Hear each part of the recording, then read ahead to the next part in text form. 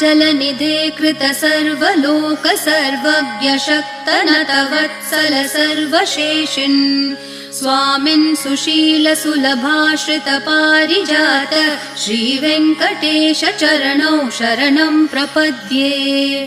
श्रीमान् कृपाजलनिधे कृत सर्वलोक सर्वज्ञ शक्तनतवत्सल सर्वशेषिन् स्वामिन् सुशील सुलभाश्रित पारिजात श्रीवेङ्कटेश चरणौ शरणं प्रपद्ये।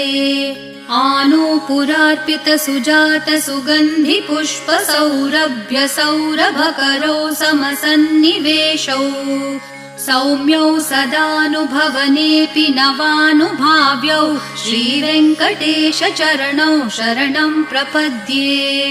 सद्यो विकासि समुदित्वर सान्द्र रागः सौरभ्य निर्भ